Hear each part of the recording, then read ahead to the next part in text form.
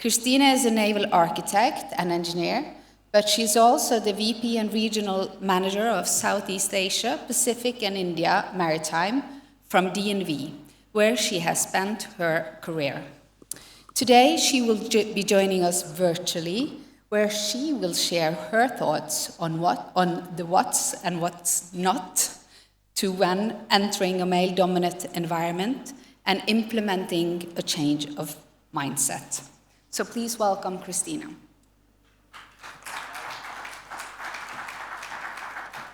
Good day, everyone. It's a pleasure to be here speaking to you. Apologies that I cannot be there in person. I am Cristina Saenz de Santa Maria.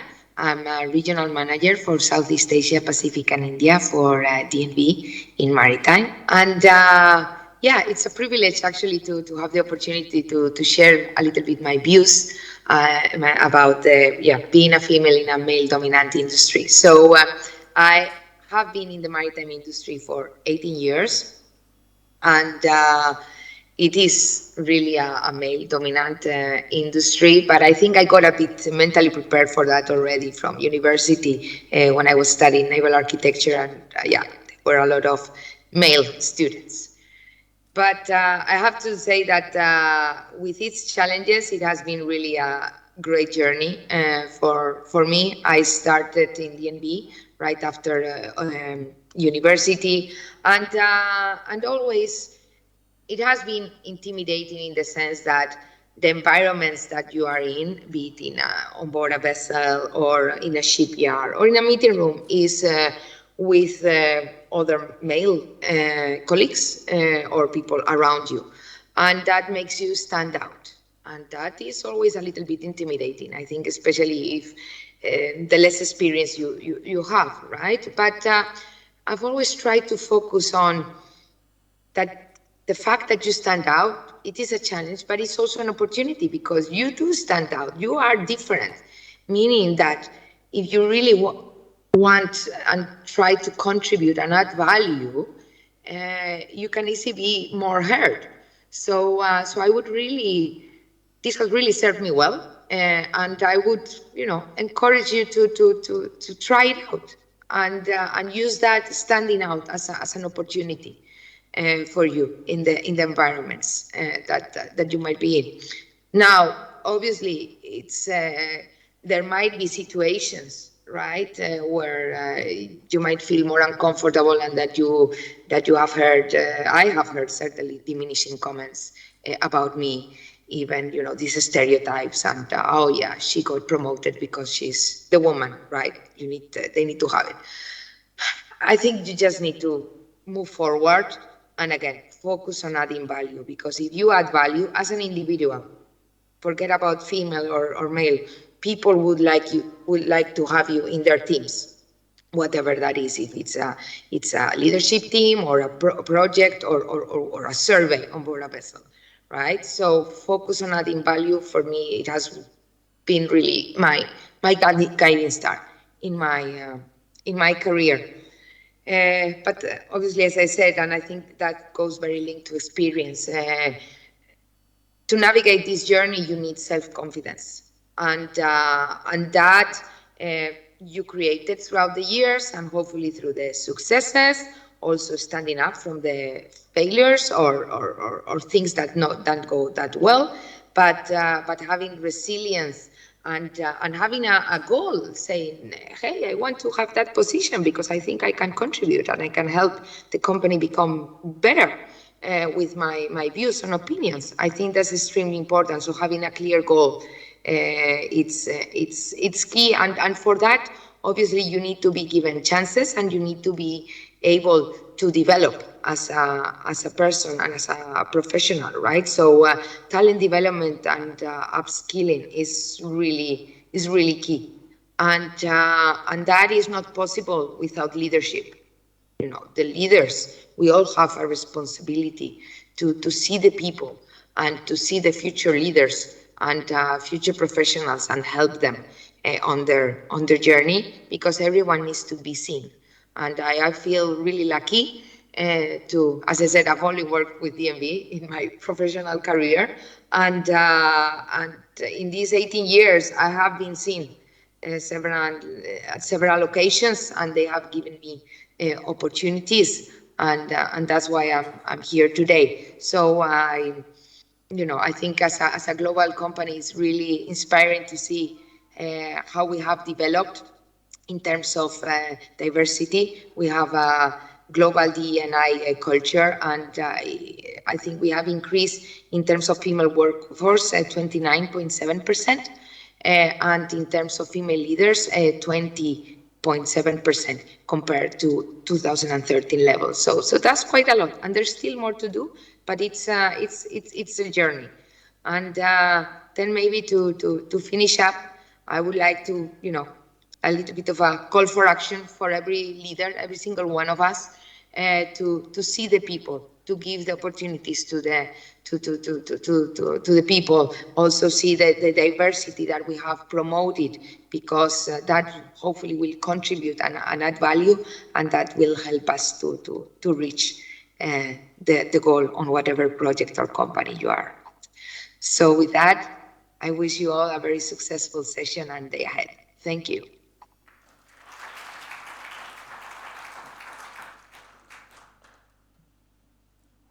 Thank you very much, Cristina. Indeed, I agree. Being in this industry is absolutely a journey, and an amazing journey. And to enter this topic even further, I would like to welcome on stage the wonderful Geetha Sheth. Geetha is Assistant Vice President at JM Baxi, and she's working with sales and marketing at the container terminals. This is a session that is brought to us and powered by NOTS Ship Management. Geetha will lead the panel, and she will also bring with her Anette, Holte, and she's the country manager at Kongsberg in Mumbai, India, and also Ilona, Denisenko, who's the president at WISTA, Russia. And in this panel, I will also be participating.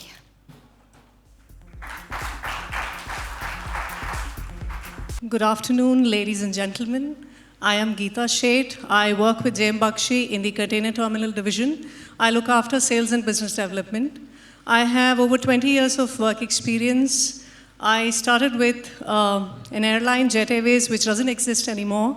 It was not easy 25 years back when I started. I had a few breaks in between. And then I moved into logistics with FedEx, with Maersk Line. My last stint before JM Baxi was with DP World, where I spent quite a few years in a remote location called Mundra.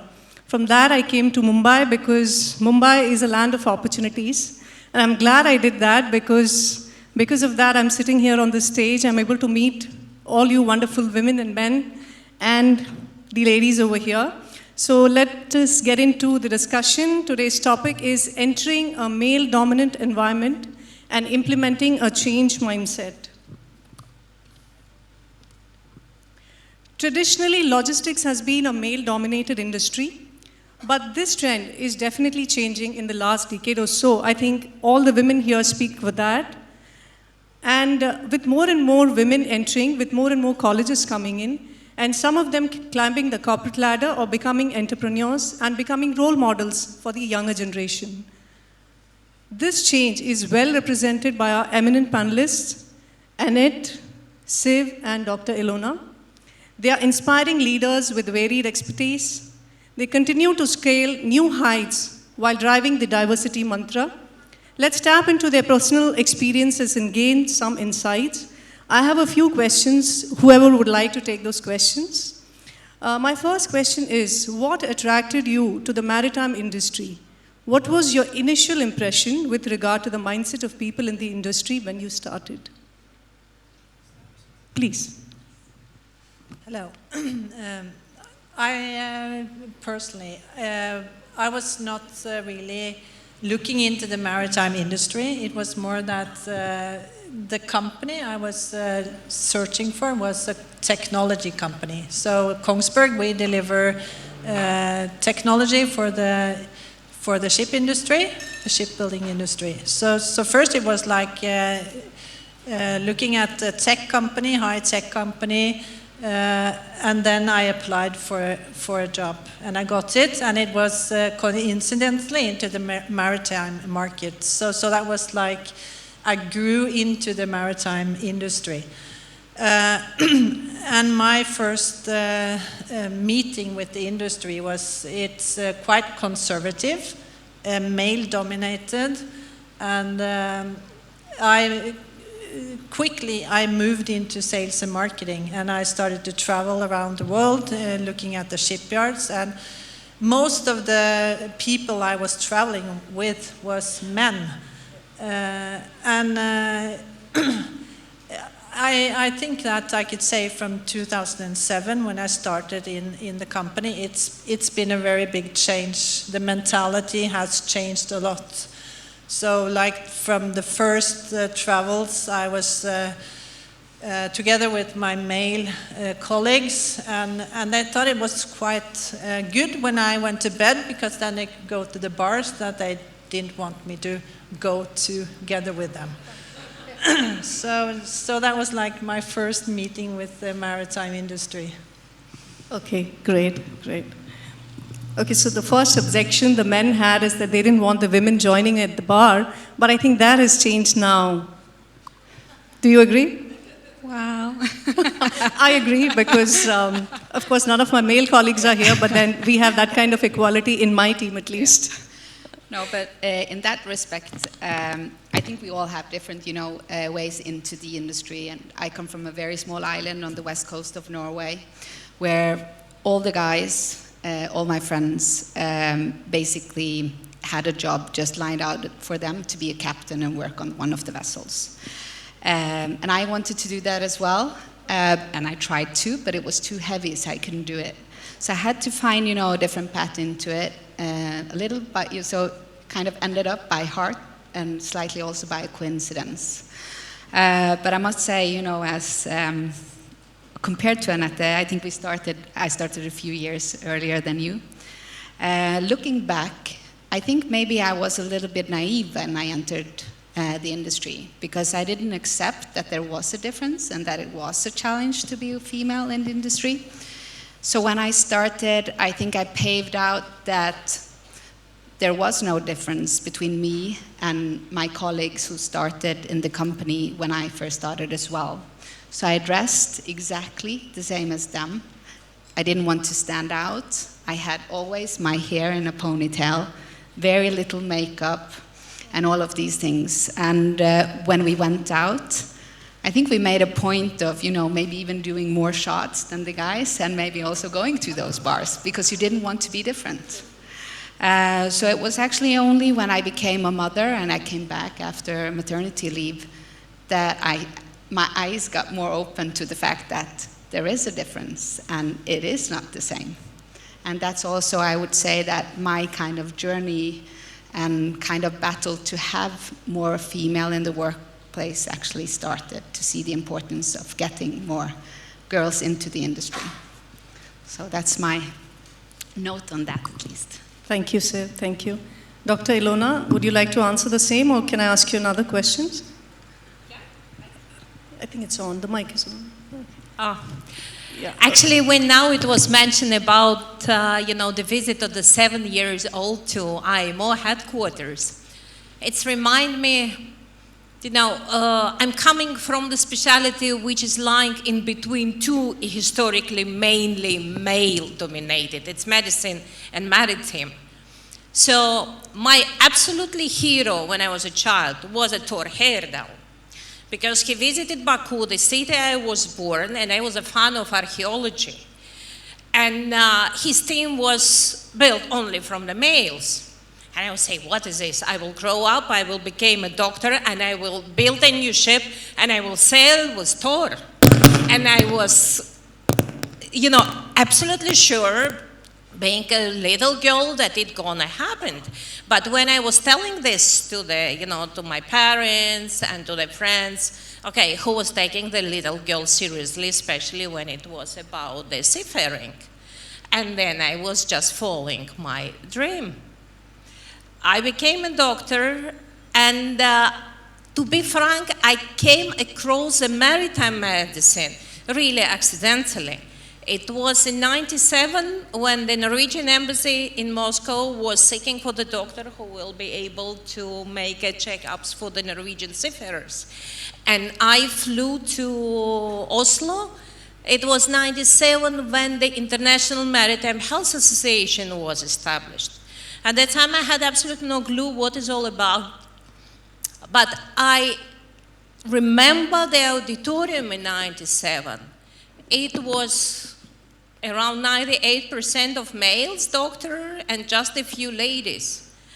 And the beginning of October, I ran the same conference in Athens, and it was almost half-half. So we're really, really trying to change, and to change not only in seafaring, but in medicine and in maritime medicine as well. Because you have to encourage. Unfortunately, I will be frank, there is some people you will be not able to change. They will still think that the women should be in the kitchen and the church. And there is also a ladies who's thinking on the same way. But we have to teach our kids. We have to teach our cadets. We have to make our boys feminist. Because in this case, this number from 2% will slowly growing. And this is not about being male or female, it's about being a person. Because everybody should have an opportunity, and we have to follow our dreams. Because for some ladies, to go to fix your nails, maybe there is the best, she wants. And the other lady, she wants to take instruments and go to the machine ownership, because these are the goals she built in her life. Thank you.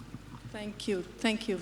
So my next question is something in line with what you just said, Dr. Ilona. To any of the panelists, what would be your advice to male colleagues when it comes to addressing unconscious bias and challenging existing mindsets and practices in an organization which has a vision to increase diversity for growth? So what would be your suggestion or recommendation to male colleagues so that we can drive diversity? Specifically gender diversity now, because we're talking about that. Okay, I can start. I think that it's not about only the males, it's about all of us. I think it's... The reason I said male is because at the top, it's still male-dominated. We don't have many women at the top. Yes, I know. But we are scarce. Yes. But if I take the experience that we had in our company, is that 7 years back, we had these female forums. And it was only females in the room. And I was thinking about why only female? Because it's not really about us. We are not the problem. It is really, it should have been a female forum for men. So it is really for the men to understand what is needed to engage more females. And I think that after this first female forum we had 7 years back, the next one, it was a diverse forum, so we also included men, because it is about also engaging men into understanding that having more female into the business, it brings better business, more creativity, as it's been said, and it's really good for the business. So I think it's from our first journey started 7 years back. We had 13% female leaders in the company, and now we have 25% female leaders. So it has worked. Wonderful, wonderful, really wonderful. Yeah. So would you like to take that? Well, I think that the challenge with unconscious bias is that it is unconscious. And just observing my leader, I have been very open with him about experience, not very rough experience, but just small situations previously in my career about, for instance, being back after maternity leave, and one of my leaders at that time said, "So you have entered into a new trade, Usually we send you 2 weeks to South America, but since you just had, your second baby, we haven't added a journey in the budget for you, so you can stay home with your family. Looking at that, I think that he has the best of intention in mind. He was thinking about me. He didn't do it, of any bad will or anything like that. He meant it, quite good. So I've talked about this situation with my leader, and I think this has, made him more aware, and he's really now stepping up, trying to also drive change, not only for our company, but also in the community where I originally come from, at the west coast of Norway. Because the municipality that we are in, I would say that most female in all of Norway work part-time. They work in health, and it's also the place where they have more or less the biggest pay gap in Norway. So it is extremely important, from small communities that have, these strong bonds to the maritime industry and sea, that you actually have leaders who step up and explain why this is important and actually do something about it in recruitment, and that he also goes in, start early in high school, and just follow it up. So it's just through conversation, and I think, we just need to share our experiences and have them, become more conscious on what's what and what's not. Thank you. I think that is the key. It is to probably, like you said, unconscious bias. A lot of us don't even realize that we are biasing, but it is there because it is difficult for youngsters who enter the industry to even understand that there is a bias, because a lot of times we as young girls don't realize that there is a difference because of our gender. We don't even realize, not even the men realize that. But when we grow up, we see the difference in pace of growth of men and women, and the parity or the difference in the salaries. And by the time it hits us, probably we've lost a decade, by the time it hits us. But I think we are in a better space in today's times because people realize there is a lack of diversity, gender diversity in the organizations, and organizations are consciously working to increase that. Next question, something similar on this, is that what role should an organization play to sensitize employees? I think Siv said a bit about it, but if Dr. Ilona, you would like to take this question. What role should an organization play to sensitize employees with diversity and drive the change across all levels in the organization? And feel free to speak in if you would like to as well. Dr. Ilona, then, yeah. Well, 1812, a young surgeon graduate in England, James Barry, and only when he passed away, he was very successful, they discovered that it was a lady. At that time, it was necessary to hide that you're a woman to become something, especially in the medicine. And it's a lot of samples like that. Now, thankfully, we don't need to hide anymore. And we're talking a lot that there is no difference between male and female, and there is, of course, physiological differences. But to be frank, if it will be not controlled in some companies, it will be still not possible. So we do need kind of political decisions, and somebody should really watch this. This is a reality. There is, I'm a doctor, so usually I find the painful point and I press it. So there's a lot of misogynists still. They're very often hiding. But if they will find a possibility not to take the lady, or just to take, for example, we need a woman in the board. So let's take her. She will be not creating any problem. She has no clue about anything. She will be just sitting, but we will look good in front of the world. And this is not right. Telling again and again, we have to teach our future generation. We have to encourage them, because it's really important.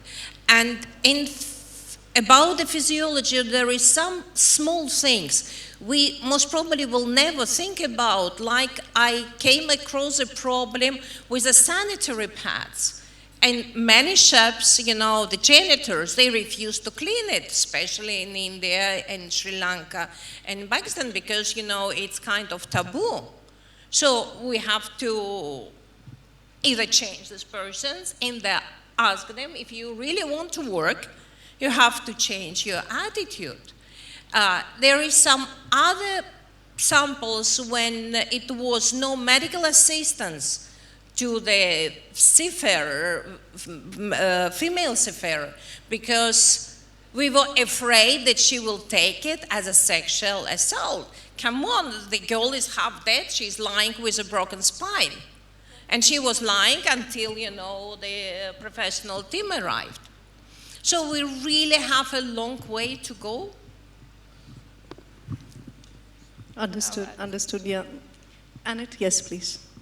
Yes, I really think it's about setting diversity on the agenda and putting focus on it. And I think that in Kongsberg Maritime, we had one of our CEO, it was a no tolerance for harassment. That was the first thing.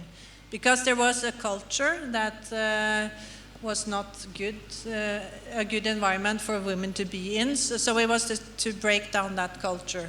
So that was like the first thing to be done. And then it was to build a better culture for women to be in, setting focus on employing women, having role models. And 1 year back, we had our first female CEO in the company ever in the history. So I think she's a great role model.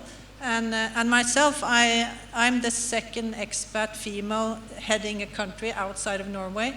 So it is working to set focus on diversity. And I also think that since diversity brings good business, it could be that like sustainability is being set on the agenda, that you report on sustainability on the annual reports. It could also be diversity, because people want to invest in companies bringing good business. So that could also like be the next step, that you also report on diversity on your annual report. So I think there's a lot to do still, but we are on a journey. Yeah, I get that. I think something like carbon emission reduction, we should set goals for diversity in the organization. I think a lot of large organizations are doing it. I know I come from my previous organizations, Maersk and DP World, and in Baxi as well. There has been conscious drive to increase the gender diversity, especially the, and not just in the entry-level positions, but at senior levels as well. Yeah. So that is, I think we need more women leaders to drive that change. And whoever is listening today, and all of you who are in really senior positions, I think it is our duty that we contribute and we encourage other women and, you know, bring that small change that we can. Yes, Steve, please go ahead. Yeah, I just want to add on also what you're saying, and also you, Anette, because in Norway, WISTA has this campaign. It's 40 by 30, and more companies now in Norway are actually signing this pledge, stating that by 2030 they want to have more than 40% female in their workforce. Yeah. So many companies are now signing this, and I think it's, you know, something that more and more countries can copy, basically. But another example is that we have companies who are quite stringent on this. And for instance, in the lawyering or being an advocate, many companies within lawyers are also tackling the same challenge.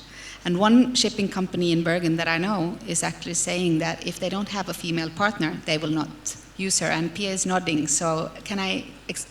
It's Greg, right? Yeah, so Greg is actually saying that if they don't have a female partner, they will not use that company. And I think that, you know, coming from the owners and from the top management, this is something that more and more companies actually should set up on the agenda. Anything you would like to add, Ilona? I think we have no more time, but you know, I teach first aid and trauma, and when you teach the trainers, you're always giving tips, psychological tips, how to make the thing soft. So I think we have to teach our cadets as well how to build your relations with the people, because very often the soft power, it's really working.